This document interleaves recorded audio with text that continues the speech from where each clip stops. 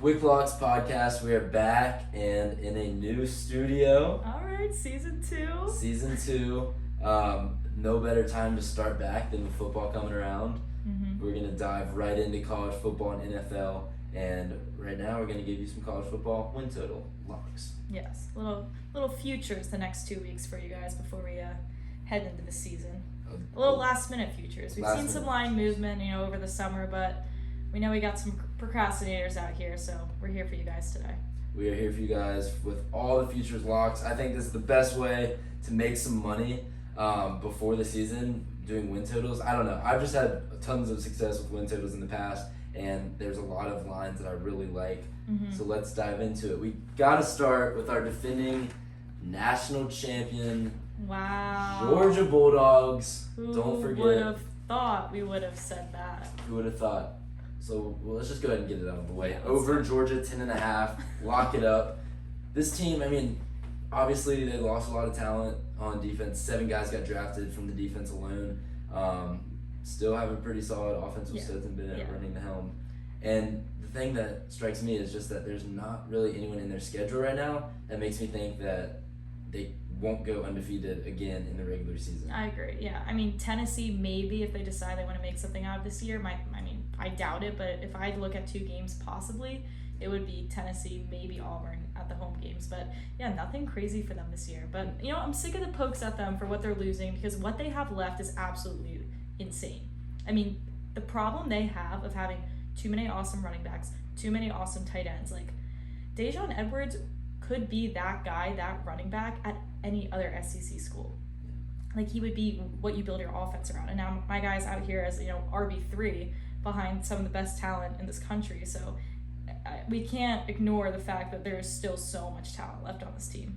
A ton of talent, and with the SEC East kind of rebuilding a little bit, you don't have to worry about South Carolina too much. You don't have to worry about Kentucky, and then Tennessee and Auburn are probably the 2 toughest games on the schedule, and you have both of those at home. Yeah. Kind of a tough way to start the season in Atlanta with Oregon, playing former defensive coordinator Dan Lanning. Yeah, problems for him though, not for us. I'm not too worried about that. And that's going to be a home game. Let's not lie to ourselves. Being in Atlanta, so I like the over 10.5. You can go ahead and lock that up. Just too easy of a schedule. I think that they're going to either be undefeated or 11-1 at worst going into that SEC championship game against Alabama. Yeah, I agree. I'm excited about that.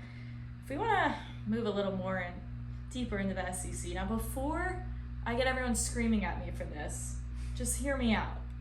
I'm going to go Auburn over 6.5 wins. Or over 6 wins.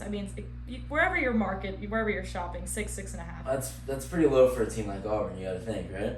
I'm just saying, before our Georgia fans poop their pants over me taking an over on Auburn, I'm not saying they're winning the SEC title. I'm just saying they're going over 6 wins. And I think that is a feasible thing for them to do. That doesn't necessarily mean that that's Georgia either. That one of those 6 wins is Georgia. Before I get the heat, everybody chill out, all right? I'm trying to market myself as a non-biased Georgia bettor, okay? Let's put that out there. And I'm trying to stir up the pot a little bit, of course. But if you genuinely look at their schedule, you got your 2 soft non-conference games off the bat, you're 2-0. You have Penn State at home, where they're likely favored in, then you're 3-0. And if you keep looking, they have a chance to be 5-0 at the first half of the season. And they have a very challenging second half, but you're at 5 wins before you even enter that scary schedule. So, all you got to do is either beat Penn State, LSU, or A&M at home, which at least 1, if not 2 of those are possible. They're in a really good position to push over 6 wins. Yeah, you can. Those non-conference games to start the season, you can definitely add those up, chalk those up as wins. Everything except for Penn State, I think that one's going to be a little suspect.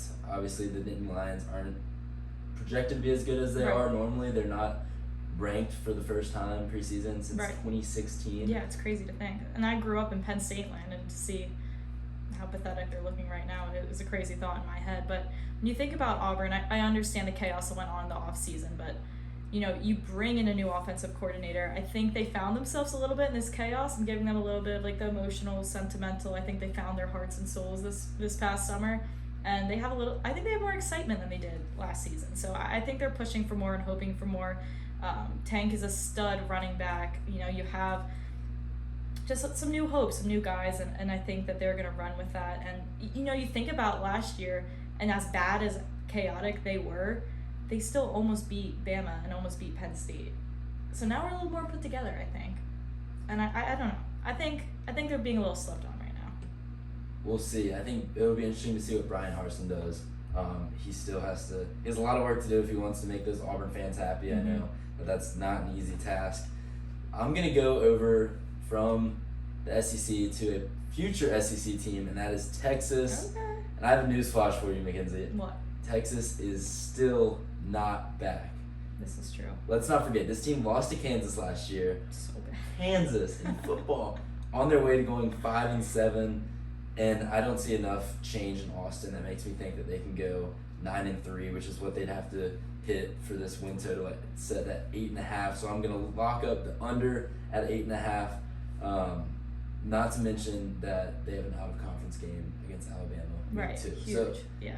they're probably gonna get blown out at Right. home in that game. I wouldn't be surprised. So that's already a tough way to start the season. You're gonna be 1-1 at most likely Yeah. with Alabama, and then everyone's high on Quinn Ewers right now. He was that stud quarterback in high school at Texas, Right. 5-star. He reclassed from 2022 to 2021, and now he went to Ohio State. Now he's back, transferring to Texas. Everyone's talking how this guy's gonna be amazing, and that's why their win total is so high. Right. But let's not forget, this guy has not started a football game since his junior year of high school.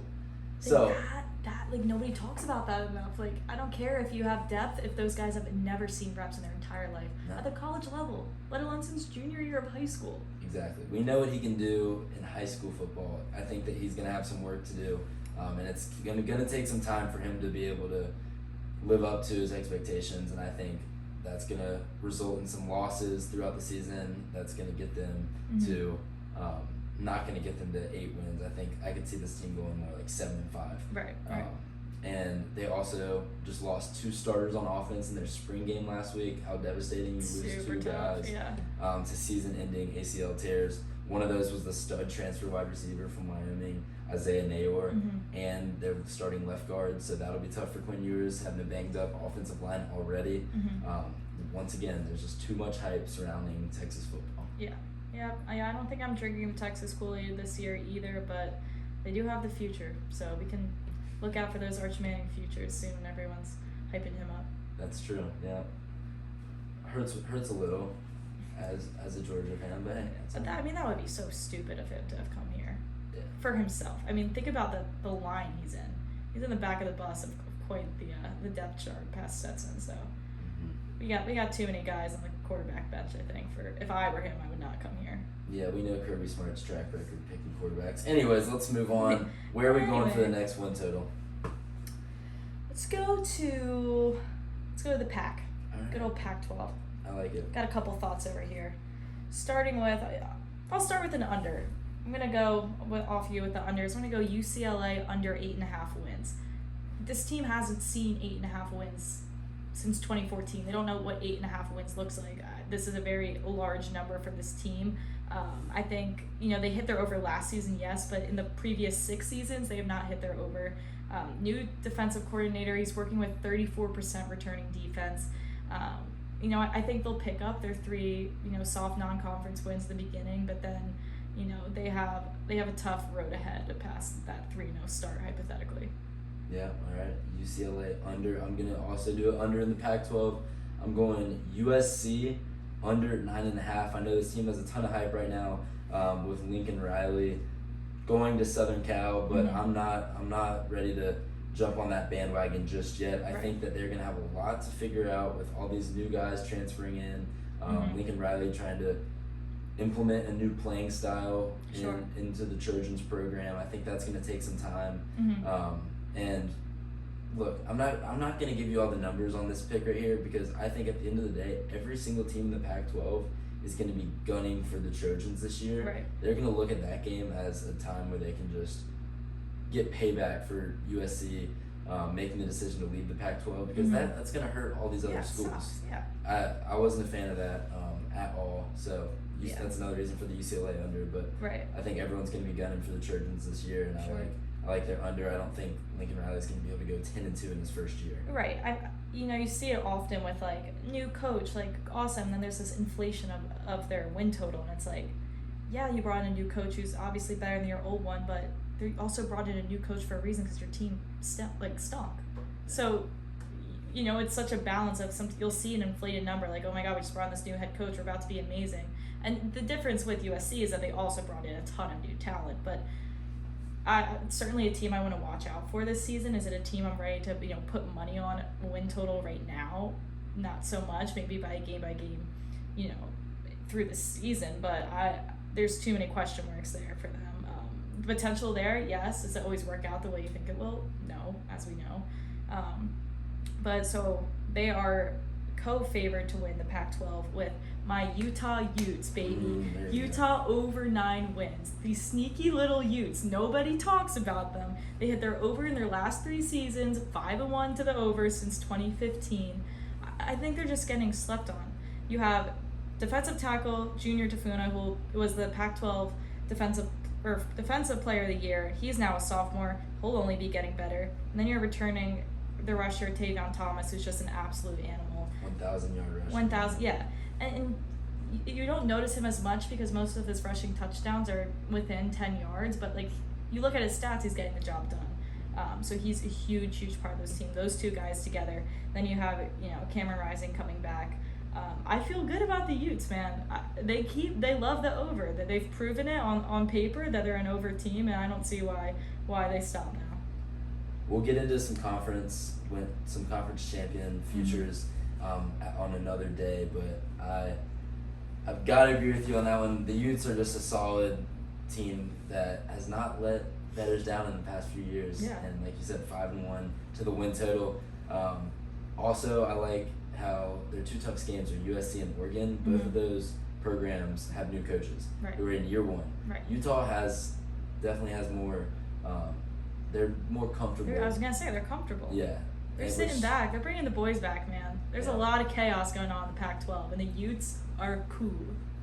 They're very cool. And tough week 1 game against Florida, though. But if they can get by the Gators, the main thing that worries me about that game is not the team, because Florida has a lot of work to do with I think new coach, all that.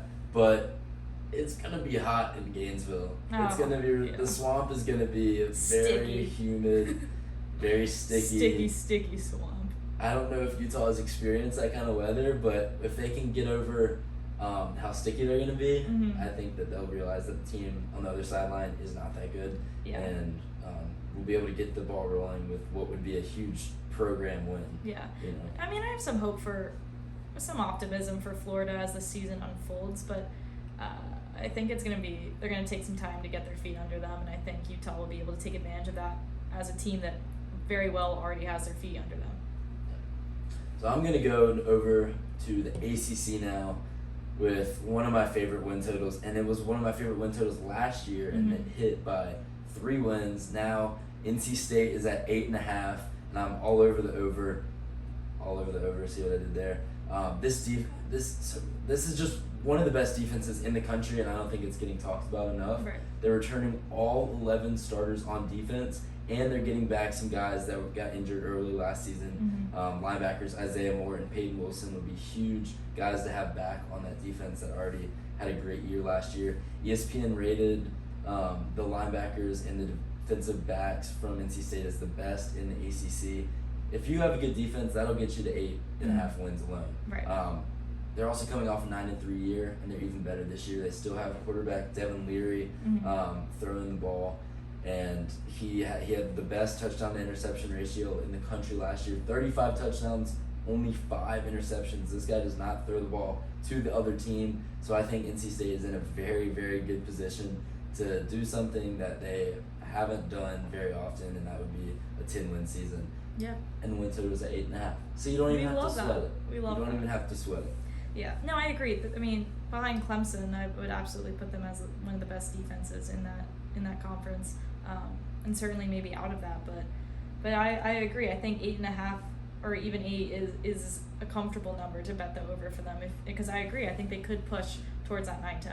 Yeah, we'll see. And I don't want to excite NC State fans too much, but could be talking college football playoff. Don't call me All right, crazy. big That's guy. All a right, hot big guy. take.